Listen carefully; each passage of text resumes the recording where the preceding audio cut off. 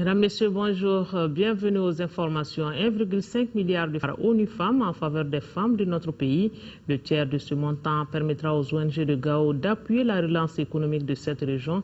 Le ministre de la Famille, de la Promotion de la Femme et de l'Enfant, en visite dans la cité des Askia, a consacré d'importantes activités dans ce sens avant de rencontrer la presse, la jeunesse et les associations féminines sur les grandes difficultés de la région.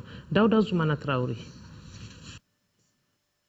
Porter assistance aux femmes affectées par le conflit est le principal objectif de ce sous-programme de l'ONU Femmes et ses partenaires locaux, dont les ONG GREP, GREFA, EFAD et Taoussa. Il permettra de rehausser leur niveau de participation à la consolidation de la paix dans notre pays et de mettre l'économie régionale sur les rails. Les activités génératrices de revenus concernées sont le petit commerce, le maraîchage, le petit élevage, entre autres. Déjà, plusieurs femmes, par le biais des regroupements des communes de Gao, de Gouzoureï et de Soni Alibert, ont eu des fonds pour leurs activités. L'enveloppe est conséquente car la tâche est énorme. Toutes ces actions ont un budget total de près de 1,5 milliard de francs CFA, dont près du tiers est mis en œuvre directement dans la région de Gao ou au bénéfice des femmes déplacées de Gao. Ce sous-programme met en exergue 4 domaines d'intervention considérés comme prioritaires. Ce projet a été élaboré comment? C'est sur la base des résultats de l'étude sur l'identification des cas de viol que nous avons dit qu'il est vraiment nécessaire de penser à développer et mettre en œuvre un projet de prise en charge des femmes et des filles victimes de viol ici à Gao. L'engouement des femmes de Gao n'est donc pas fortuit si l'on sait que ce sous-programme est élargi et bien diversifié.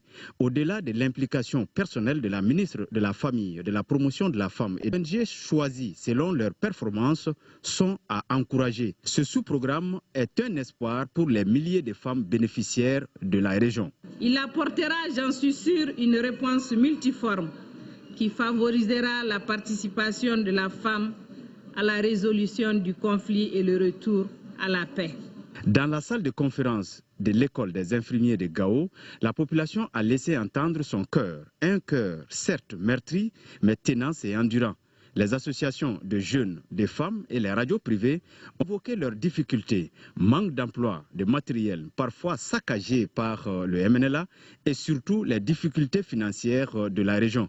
La ministre a pris bonne note avant de les exhorter à cultiver la paix et la tolérance. Aujourd'hui, les actions gouvernementales sont orientées vers le renforcement de la sécurité et la reprise de l'activité économique dans les zones libérées. En plus des donations faites par l'ONU Femmes, la ministre de la Promotion de la Femme et de l'Enfant a appuyé les radios privées et les jeunes de Gao afin qu'ils participent pleinement au processus de réconciliation. Paix, réconciliation au cœur d'une rencontre dans la commune de Douékiré, dans le secteur de Goundam, en 6e région.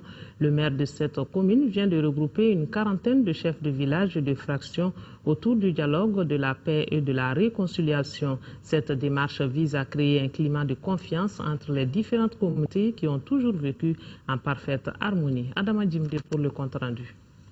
Ils sont les représentants de 42 villages et fractions de la commune de Douékiré dans le cercle de Goundam en 6e région. Ici, le conseil municipal se trouve dans une dynamique de réconciliation et de paix entre chefs de village, chefs de fraction, élus et femmes pour un diagnostic de la situation à la base. En marge de la création de la commission nationale de dialogue et de réconciliation, nous nous sommes dit qu'au lieu d'attendre cette commission, avec l'ensemble des conseils, l'ensemble des populations, puisse changer de concept. La meilleure manière de réussir, c'est qu'ensemble, nous, ici à la base, on puisse se parler, s'écouter, se dire la vérité et qu'on puisse se pardonner enfin. À Douékiré, les différentes communautés sont blanches aussi bien que noires. Donc le dialogue devient de facto un impératif. Il faudra qu'on évite l'amalgame.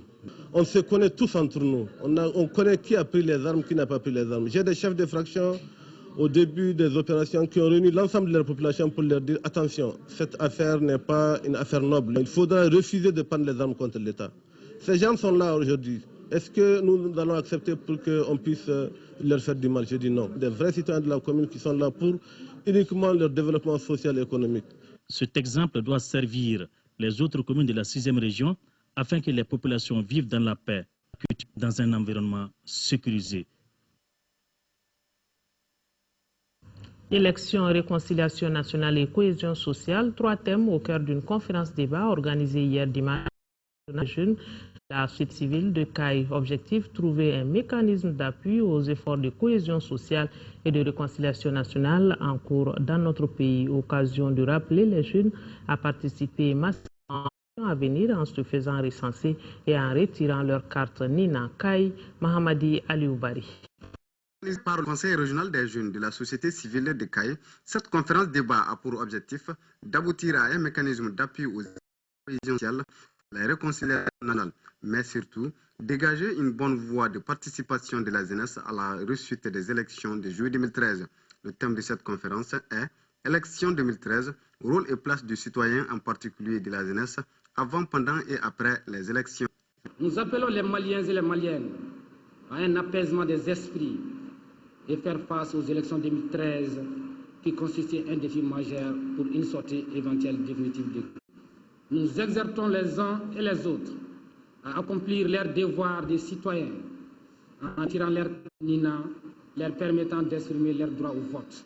À travers cette conférence, le Conseil régional des jeunes de la société civile de CAI veut contribuer à sa façon à la réussite des 2 événements majeurs que notre pays est en train de vivre, à savoir la bonne tenue des élections de juillet 2013 et la réussite de la réconciliation nationale. Je demeure convaincu que la réalisation de cette plateforme, grâce à la participation des 28 associations et groupements de CAI, saura élaborer un mémorandum au profit de la jeunesse et contribuera à améliorer le taux de participation aux élections et à renforcer la cohésion sociale.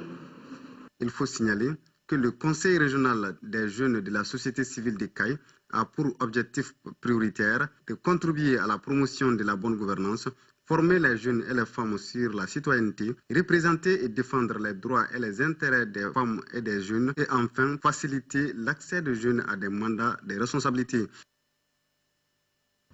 Toujours à CAI s'est tenue la 4e Assemblée générale annuelle de la Caisse associative d'épargne de crédit des entrepreneurs et commerçants du Mali, KSE Djikiseme, antenne de CAI. À l'ordre du jour, les états financiers 2012 et l'élection d'un nouveau bureau du conseil d'administration. Nous retrouvons Mahamadi Alioubari. Lecture et adoption du projet verbal de l'Assemblée générale extraordinaire 2012, présentation des états financiers 2012, élection des nouveaux bureaux des membres de la KSE de CAI et diverses questions. Tels sont entre autres sujets qui étaient au menu de cette 4e Assemblée générale. Il reste une forte croissance de la KSE en 12 mois, passant millions de francs CFA en 2011 à 525 millions de francs CFA en 2012. L'encours total des crédits a connu une croissance de 15%. À francs CFA 407 millions en 2012. Le budget a été réalisé à 105%, traduisant ainsi une forte performance de la KSE de CAI. En fin 2012, la KSE de CAI a affiché un solde d'opération excédentaire de francs CFA 24 millions contre francs CFA 10 millions budgétisés. Pour l'exercice 2013, des défis restent à relever, à savoir le renforcement de la stratégie commune, la mobilisation plus accrue de l'épargne des sociétaires. La présence de la KSE à CAI est une opportunité pour les opérateurs d'effectuer les affaires et c'est là quel que soit le statut. C'est la preuve de son attachement à l'atteinte des objectifs fixés dans des référentiels nationaux qui constituent une priorité des plus hautes autorités de notre pays. À la fin des travaux, un nouveau bureau de 16 membres dirigé par Tcheman Koulibaly a été mis en place. À Sikasso, l'ONG turque IHH vient de mettre à la disposition des fidèles musulmans du quartier Lafiabougou de Sikasso une borne fontaine. Sa réalisation a coûté près de 5 millions de francs CFA et la cérémonie de réception a eu lieu samedi à Sikasso. C'était en présence des autorités communales et des représentants du Bureau national de l'association islamique pour le salut à l'islam et de nombreux fidèles. Le compte rendu avec un de nos correspondants, Daouda Diakiti. D'une valeur de près de 5 millions de francs CFA, la bonne fontaine que vient de bénéficier les fidèles musulmans de la Fiabougou Sikasso est le fruit de la coopération fructueuse entre l'Organisation des Noms et des humanitaires turcs IHH et la salue du match à travers sa section de Sikasso. Nos partenaires turcs. L'ONG turc vient vraiment de poser un acte qui répond vraiment à une aspiration du programme de développement de la commune urbaine. Le chef de quartier de Lafiabougou, Drissa Sanogo, tout en remerciant le partenaire turc, n'a pas manqué d'inviter les bénéficiaires à une utilisation rationnelle du joyau. En sport football, vous le savez depuis hier, le Mali a été tenu en échec par le Rwanda en 4e journée éliminatoire de la Coupe du Monde. Les Rwandais ont ouvert le score à la 33e minute. L'égalisation malienne est intervenue à la 78e minute. Le compte rendu du match avec Abdul Karim Kaba.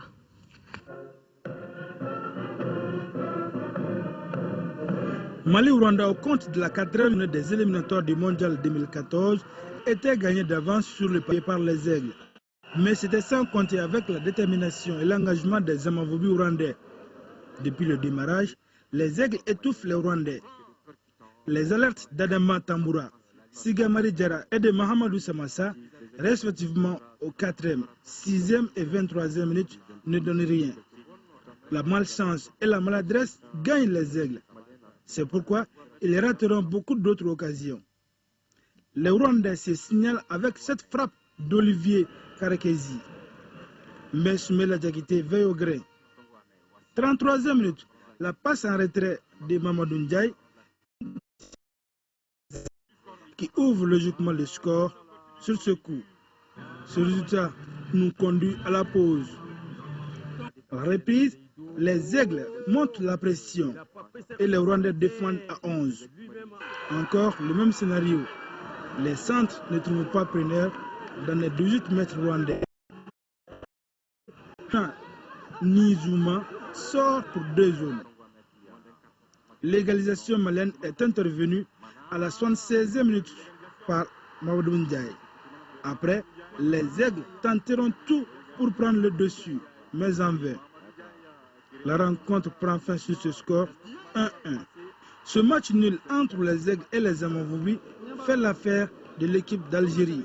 Celle-ci a gagné 3-1 face au Bénin à Porto-Novo et occupe désormais seul le fauteuil du leader du groupe H avec 2 points d'avance sur le Mali.